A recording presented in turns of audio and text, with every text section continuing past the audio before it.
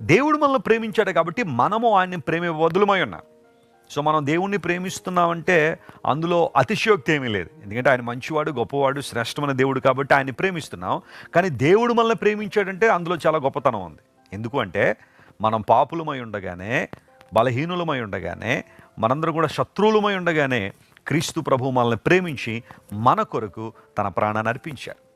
ఇప్పుడు ఎవరైతే దేవుణ్ణి మనస్ఫూర్తిగా ప్రేమిస్తారో, సిలువలో చేసిన ఆ గొప్ప త్యాగాన్ని జ్ఞాపకం చేసుకుని ప్రభువుని ఆరాధన చేస్తారో, అలాంటి వారికి సమస్తము సమకూడి జరుగుతాయి.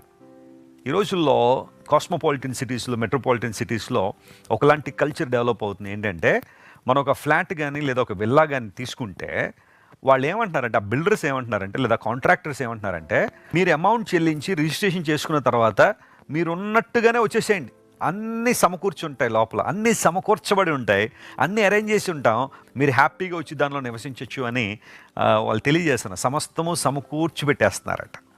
దేవుని లేఖనం సెలవిస్తూ ఉంది, దేవుడు మన పోషకుడు, ఆయన మనల్ని స్వస్థపరిచేవాడు, మనకు విడుదలిచ్చేవాడు.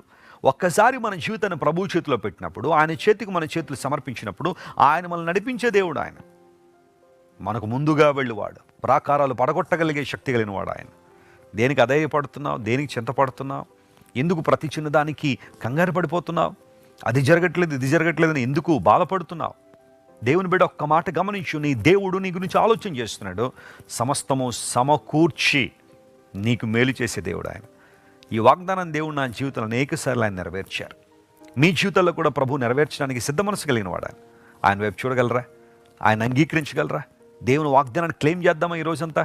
ఎస్, అవును ప్రభువా, నిన్ను ప్రేమించినప్పుడు సమస్తము సమకూడి జరిగిస్తానన్నా.